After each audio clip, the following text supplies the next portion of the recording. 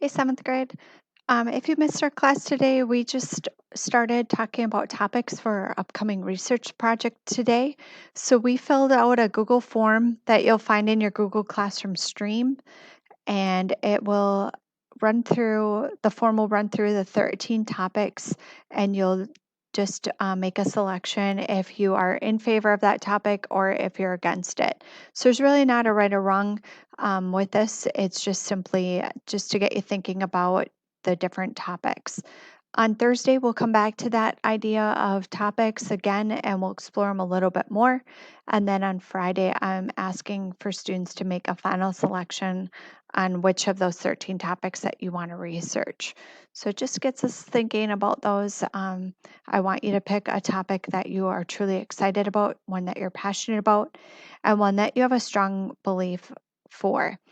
For example, with animal testing, that is a topic that I love animals a lot. And it bothers me, it hurts my heart to know that animals are tortured and abused. However, I do see why animals are tested on. We've been able to learn about open heart surgeries, we've developed vaccines, and we've come up with other medicines that we know are either helpful or harmful for humans because of testing. So I understand why we do it, but I don't like it. So that would be a topic for myself. I probably won't want to research that one because I don't have a really strong belief on that one. So that's the purpose of this Google form today, just getting you thinking about those.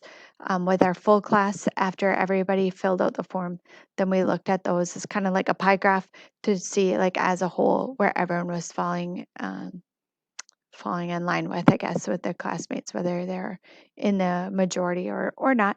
And either way, it was fine. So that's what we did in class today on Tuesday, December 8th. And tomorrow is our PE day, so make sure to join us for Google Meet if you're able to. And all you have to do is, again, just let Miss Crudo know what you're doing to stay active during our remote learning.